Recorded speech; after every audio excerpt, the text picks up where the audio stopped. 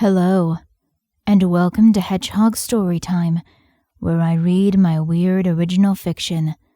The following story is part of the Edie Valley Project, linked to the playlist in the description below. Yes, you have to read them all. No, that is not a request. This one made me cry. This one also almost made my beta reader cry. And he told me that he thought it was one of the best things I'd ever written. So, good luck, y'all. And, goodbye. So without further ado, here is end of Act 3. For a long time, Doug just laid on the cold stone floor where he'd landed. He had no idea how he'd actually managed to survive the fall. It had been a really long way down. But since when did anything in Discord make sense anyway? He was disgusted to discover that the only emotion he felt upon realizing he was still alive was relief. Of course, his will to live had to wake from its drunken stupor now of all times. That didn't mean that was the only thing he was feeling at the moment. In fact, Doug was feeling quite a lot of things, most of them directed squarely at a certain demon bitch. Anger, betrayal, lust? Okay, that one was getting shoved into a box and shipped to Abu Dhabi to unpack at a later date. A much later date. Which meant that he wouldn't really have to unpack it at all, seeing as he only had a day, maybe 2 at most, to live. Tops. He had no idea when exactly Kay would come to execute him, or even how much time had passed already.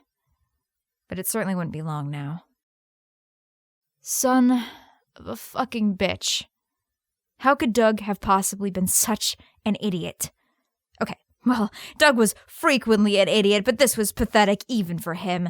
Everything about Kay had been calculated from the very beginning. The use of Elizabeth's face, the abrasive front hiding a secret soft interior. Hell, he bet she'd even lied about not knowing how to drive when they got into that fight in the car all that time ago. And he'd fallen for it. Hook, line, and sinker. Way to go, dick brain! Not that his dumbassery should be used in defense of anything she did. Kay had lied to him, bullied him, she'd even fucked him in order to manipulate him into doing whatever she wanted. In hindsight, her plan was pretty fucking obvious. If she wanted Malachi out, there was no way she could rally the demons to propel her to the heights of the city. Most of them didn't even like her. Not that there was anyone else who could have done it either. No, only the return of Bake himself could have made that happen. And then Doug had fallen directly into her lap. After Malachi was gone, it was really only a matter of revealing the deception, blaming it all on Malachi, who was no longer there to deny her version of events, and then there would be no one left to run the city. No one except her. If Doug hadn't been so fucking caught up in his own worries, he could have figured it out way sooner if she hadn't convinced him there was a genuine person behind the 10 layers of stone-cold bitch. Given the option, Doug most likely would have continued to lay there until they dragged him out and hanged him. But not Doug. Never Doug. Quite without meaning to, he found himself sitting up, dusting himself off, and getting to his feet.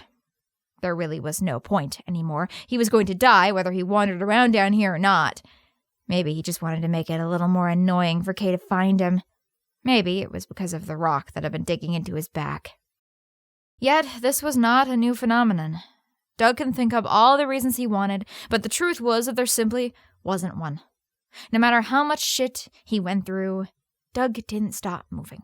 Something had always driven him on. And, right now, the feeling was stronger than ever. The labyrinth was just as patchwork as the rest of the city, at least what he could see of it. Sections of cinder block walls melted into cobblestones, melted into solid rock, and back again, and it was much easier down here to see where the grafting had occurred. Every couple 100 feet there was a light source of some kind, a lantern, a candle, a torch, what have you. But that was all. Doug had heard a lot about the labyrinth, that it was a place where your worst nightmares became reality, that the maze shifted and changed so you got so turned around you didn't even know which way was forward anymore, that the precious few who had ever made it out were left raving and delirious. But now it was just silent, and cold, and dark. Almost like it was dead. Well, there was only one thing to do. After breathing a deep sigh that echoed down and back the long hallway, Doug started walking. Nothing happened to him as he walked. No hallucinations, no jump scares, just the sound of his shoes against the hard ground. He missed his Heelys. Would have made navigation a little faster, at least. He passed one or two paths splitting off from the main corridor as he kept going, but each one was narrow and dark, so Doug kept moving forward. "Well, that's stupid," he muttered to himself. "This isn't a labyrinth at all. It's a maze. Labyrinths only have one path." As if in direct response to his complaints, the walls suddenly shifted, blocking his path forward. Doug pressed himself against a wall, startled by the sudden movement. Okay, he guessed some of the rumors might be true after all. He turned and walked back a couple 100 feet, and sure enough, the first split was also gone. The walls closed up as if it had never been there in the first place. That meant that there was only one way forward, the path up ahead, splitting off to the left. Well, looked like whatever was in charge down here had a sense of humor. It was dark down there, and so narrow that Doug could touch both of the rough walls without having to fully extend his arms. But he guessed he was the one who had to be a smartass and call out the incorrect grammar, so down it he must go. That was always how it seemed to go with him. Every decision he made turned out to be the wrong one. But it was when he didn't do anything at all that it got the worst. Whatever he did, fate just seemed intent on kicking his ass. Targeted. That word came back to him again. Yet that was no excuse. Sure, some things had been out of his control, but getting in Morgan's car, he had done that. Making that deal with Kay out of some stupid desire for revenge, that had been him too.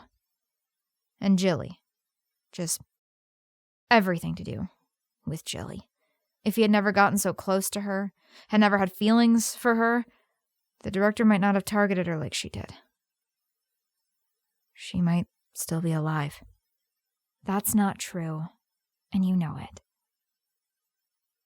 It was entirely dark now, and silent, so the sudden voice made Doug nearly jump out of his skin. But it was after the initial shock of it passed that he came upon a sudden realization. He knew that voice, would have recognized it anywhere.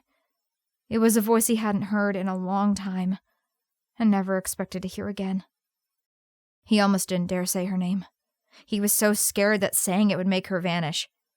Even if she wasn't real, Doug hadn't truly comprehended how much he'd missed it until now. But there was only one way to get another response. "Jilly?" he asked the darkness, choking on the word. Has it really been so long that you need to ask? And there she was, right in front of him, so radiant she lit up the dark. Her eyes were bright, and her rainbow hair blew gently around her. Of course it wasn't really her. Jilly Nakajima was dead. The hole clean through her chest proved that much. But conscience was speaking, looking at him with living eyes, and that was all he ever could have wished for. "You're the one who kept me waiting." He hugged her, squeezed her as tightly as he could, knowing that she could disappear at any moment. "I'm so sorry, Jill." His voice shook pathetically as the waterfall of words poured out of his mouth unhindered. "For everything. It was all my fault. If I hadn't—" "Doug," she said quietly.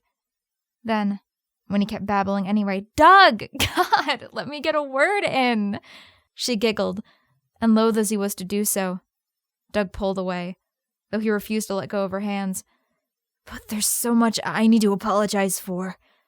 Here's a day I never thought I'd see. Doug Bailey being an honest, genuine human being. "Oh, shut up. I know you're not going to believe me when I say this," she sighed. "But you've got nothing to be sorry about. But you're dead. And are you the one who ripped my heart out? Or the freak who made him do it?" "Well, no, but..."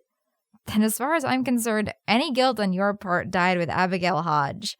Aren't you supposed to tell me that revenge is bad and never the answer?" "Sure, but it isn't like the bitch didn't have it coming." Doug wanted to look down in embarrassment or whatever. He wasn't always great at the whole eye contact thing, but he didn't dare look away. "Okay," he said. "Still, there's one thing I want to apologize for." "All right, then hit me with it." He took a deep breath.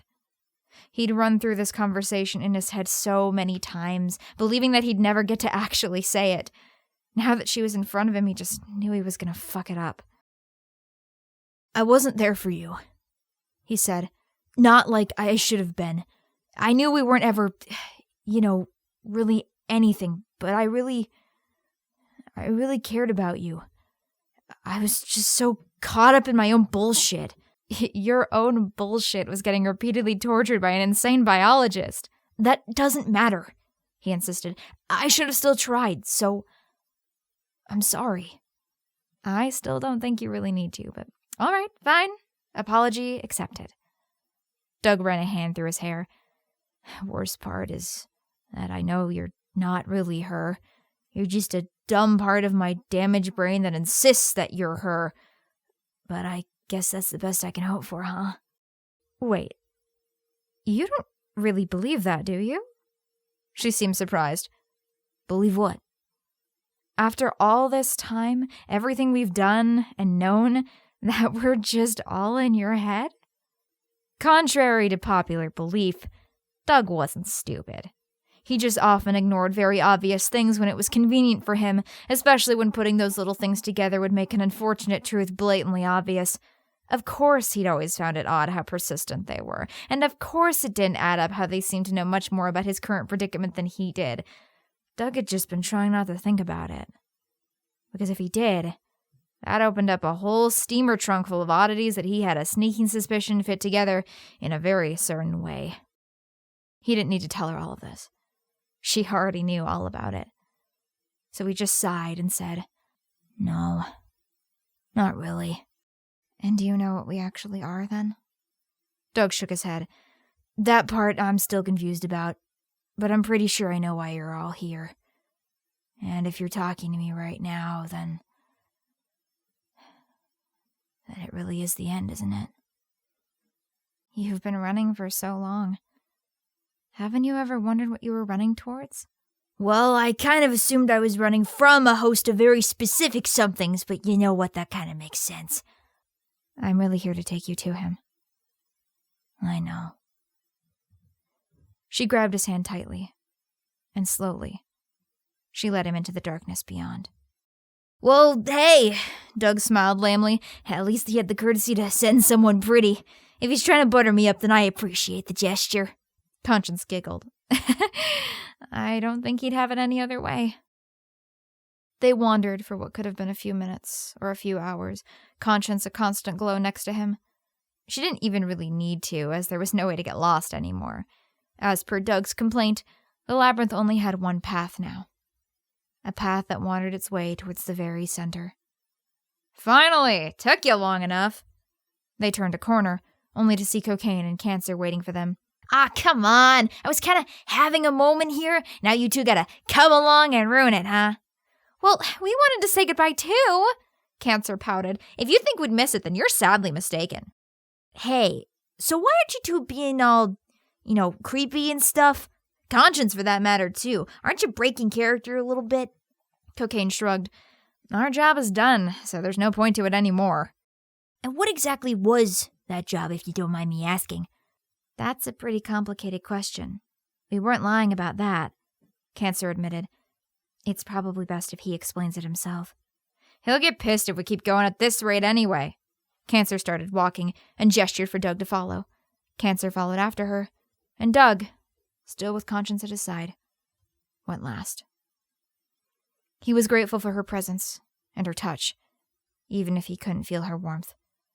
Doug had been hoping to procrastinate longer by asking them questions, but the three were far too familiar with his bullshit to fall for it. In some way, they were a part of him, after all. He was still pretty sure about that. As they continued walking forward through the dark, Doug developed a sinking feeling as he became more and more sure about who he was. That was another thing he deliberately avoided thinking about. But there was no point in trying to deny it any longer. Like he himself had said, Doug already knew exactly who he was. Somewhere deep down inside, he also understood that when they finally did meet, Doug wasn't going to make it out of the encounter. At least not the way he'd entered it. Yet, There was still one last thing Doug could do. One last little stubborn act of defiance he could perform. He was going to make the bastard spell all of it out, word by word. So at the very least, Doug could, for once, have all the mysteries cleared up. After that, well, he wasn't sure what would happen. And he didn't particularly want to think about the answer.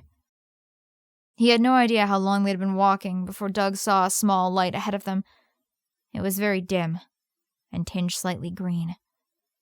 Well, this is it, Conscience whispered as they paused on the threshold of the chamber in front of them. Right, he finally managed, and then, after collecting himself, well, I can't really say it was a pleasure knowing ya. Cancer took a step towards him. You were very fun to torment, Mr. Bailey, she grinned. It was fun. Slowly, her smile lingering just a little, she began to disappear. And hey, Cocaine added, all things considered, you could have been a much worse guy. Thanks, was all he could get out before she was gone too. Doug. Conscience squeezed his hand tightly and turned to look at him. I may not be the real Jilly Nakajima, but I think I can say with confidence what she would have wanted to. So, thank you, Doug. Thank you for everything. His throat caught. If it hadn't, he could have said everything he wanted to. How she was wrong, how she'd been the one who'd done everything for him, and how he'd failed her, and how she was so... But it was too late. Doug's hand gripped empty air. And he was alone. All that was left to do was keep walking forward, where that sickly light awaited him. And so that's exactly what he did. It almost felt like he'd entered the heart of some alien spaceship. Though still made of the same stone textures Doug had grown accustomed to, the walls were constantly shifting in rolling patterns, changing height and size and direction. Agitation was the word that came to mind. The impatience of the very room itself hit him like a truck. It was hard to pinpoint the exact origin of that green light. It almost seemed like it was simply emanating from the very room itself. But after a few seconds of observation, Doug settled on the vague direction of up. It seemed to be a little more concentrated up there. He didn't know why, but he felt like there was some sort of intelligence at its center. And with a sinking feeling, he found he knew exactly who it was. It was hard not to, when met with that same terrifying gaze that Doug himself had now given to others so many times. Sorry to keep you waiting. He finally managed to unstick his throat. Don't worry about it, came a reply that seemed to originate more from Doug's own skull than from anywhere else. It's only been literal years. Doug couldn't help but shiver.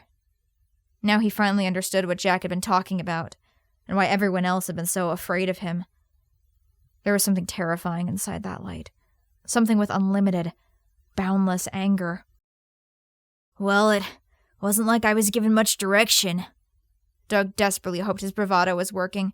Hey, I did what I could. I sent 3 lovely ladies to help you, and let's be honest, if I just told you what you were supposed to do, you would have done the exact opposite just to spite me. You're not wrong, but hold on. Doug frowned. If helping was what those harpies were supposed to be doing, then they kinda sucked at it. All they did was drive me crazy. Yeah, helping. All right, that was it. Doug was sick of everyone in his life being obtuse and talking at him like he should know everything already. He opened his mouth to really give him a piece of his mind, but didn't manage to get anything out at all. Because the room started laughing. The very walls rippled and shook as the voice in his head sent shockwaves through his skull. Even the light above his head bobbed slightly. I wish you could see the look on your face. The light struggled in between fits. You look so fucking pissed. It's hysterical. I don't care if you're a king or a god or whatever, Doug shot back. I am sick and tired of being jerked around. Same here, friend. See, that's exactly what I mean. You clearly know more than me, so spill the goddamn beans, you useless fucking bastard. The walls bristled. and for a second Doug was very scared that he'd gone too far. But all he heard was a long, drawn-out sigh. I don't want to. The light groaned. Can't you just die like a good little clown? No. There was silence for a good solid minute. Doug crossed his arms over his chest, waiting. All right, fine. How much do you think you know? Not fucking much, Doug muttered.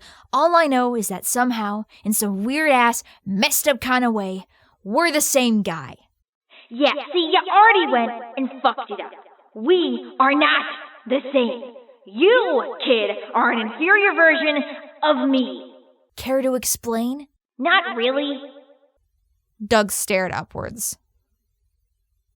God, you're pushy. A stupidly long time ago, for reasons that I'm too lazy to get into and you wouldn't care about anyway, I got split in half. What you're hearing right now is left of my absolutely peachy personality. My body went off in its own direction, spawned a soul, and here you are, the little shitheel that's been running around in it for too long now. What? Doug blinked several times. I was expecting, reincarnation or something. What the fuck? Yeah, listen, don't think about it too hard. It'll blow your tiny mortal brain a little bit. Long story short, I've got some enemies, and I used you to hide from them. But now the bastard must be gone again, because fate brought you crawling right back to me, just like it was supposed to. Like it or not, your entire life, you've been moving in a straight fucking line right to me. Sounds really simple when you put it like that. But I'm not just some meat suit for you to stick back on, you know. I'm a real boy, dipshit, and I've lived a real goddamn life. And what do you think that tiny, pathetic life has been leading up to, huh? The voice in his head was suddenly very quiet, and the walls were very still. Doug didn't like where this was going. What are you talking about? Haven't you ever felt like the world has a vendetta, specifically against you? Like it was doing everything in its power to drive you up the wall? Every single day. That's because you're a part of me. And if there's one thing in the entire cosmos that I am, it's batshit. Doug wasn't quite sure he understood. But maybe that was him trying not to again. Everything that's happened to you was by design, by some sort of grand plan. I even sent those little ladies to help speed up the process of breaking you. If you were sane, do you think you'd even be able to hear me right now? So what you're saying is that I never really had a chance. All the whining and complaining about, what if I made different choices? What if I hadn't been so stupid? What if I had gotten in that car? Pointless, useless, annoying as fuck. Even if you hadn't done any of that, causality would have found another way to make you just like me. From what I can tell, it almost did. Face it, kid, your entire struggle hasn't had a fucking point. The voice had to pause in the middle of its rant. However, Doug wasn't sure how it had been expecting him to react, but it must not have been what he did. Because Doug started laughing. Long and hard. He himself didn't even know why he was doing it. He didn't think anything about this was particularly funny at all. Sorry. That makes so much sense. Everything I went through, all the suffering that I and every fucking person around me had to go through, all of it was just meaningless. Huh? Because I just so happened to be the unlucky son of a bitch with the shittiest destiny imaginable. That's right. I struggled, you know? I tried for so hard, for such a long time, thinking that there was just no way it could get any worse. And if I kept going, maybe life would eventually lay off and I could be okay. But it never did. It never got better. It just kept getting harder and harder, and after all of that, it has to end like this. Huh? With my entire life just a comma in the middle of yours? Bet you're feeling pretty fucking stupid right about now. I'm just tired, man. I've always felt like Like something was expected of me. Like I was waiting for something to happen, and that thing, it turns out, is that I'm supposed to go crazy and die? I hate to break it to you, pal. That's not just you. That's everybody's life. But hey, think of it this way. Even if it was all pathetic and pointless, you put on a hell of a good show. And in the end, that's the only thing that really matters. What the fuck are you talking about? Metaphors! Metaphors, Doug! Like it or not, a lot of people know you now. They know who you are and what you've done, or what they think you've done, and I doubt they're going to forget about the exploits of Doug Bailey, Fuck Up Supreme, anytime soon. You were the saddest fucking clown they could have gotten, but at least you got up on the stage at all. A lot of folks never get that chance. Was the voice trying to be philosophical? If so, his circus, theater, metaphors, whatever they were pretty dumb. But Doug thought he understood what he might be trying to say. In a way, he was right. Causality had turned Doug into quite a character, though he didn't necessarily know if that was a good thing or not. If that was your attempt at consoling me, it was pretty lame, Doug said finally. Look, your pathetic little human emotions are what's really lame. Now are you gonna give me my body back or what? What happens if I refuse? Huh? The way I see it, you need me to agree, right? If you could just snatch this body back from me anytime you wanted, I'd already be dead. There was a pause. And the walls did something very odd. A small section pressed outward in a column and waved through the whole room that way, first to the right, then to the left, almost like someone was pacing behind it. Okay, fine. You caught me. Technically speaking, you've got all the power here. You need to agree to let me back in. But the way I see it, you ain't got much of a choice. The hell I don't? God, you're so pathetic. Just shut up and listen to me. That little bitch that brought you to me, she's got you in a pretty rough spot. Regardless of what you do, in less than 24 hours, she's gonna grab you and string you up for the whole fucking city to see. Believe me, you don't have to remind me. But you've got another option. One that she doesn't know about. You let me in, and I can make damn sure that she gets exactly what's coming to her. What does it really matter? I die either way, right? Maybe I should just leave you down here to rot. Maybe it's high time you got what's coming to you. You're wrong about that. Sorry, what? If you let that lying acrobat take you out of here alive, then you just die. Plain and simple. But if you deal with me instead, well, you're a part of me. Your consciousness will be entirely destroyed, sure, but as some old prick once told me, once a vase is broken, it'll always be made out of pieces. What's that supposed to mean? Beats the shit out of me. I guess in the end it just comes down to who you hate more. Me or her. Doug stayed silent for quite a while. After everything he'd been through in his short, worthless life, he got one consolation prize. He got to choose who to take down with him.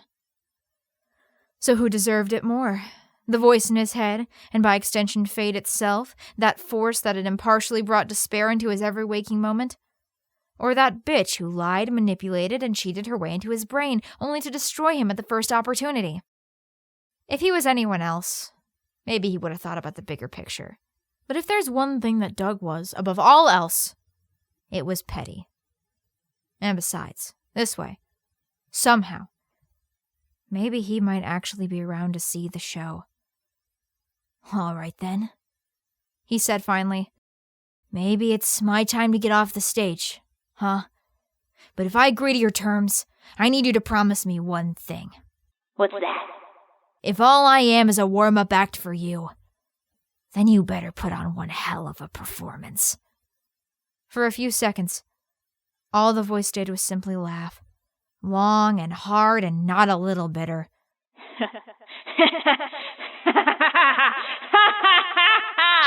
Oh, I assure you. That low tone vibrated Doug's skull. I wouldn't have it any other way. Then shake on it. Doug grinned. Goodbye to the world. Goodbye to everyone who was still alive. This was it for him. The twisting, impossible road he'd been walking down had finally ended right here. Exactly where it was always supposed to. Doug held out his left hand, and Bake took it.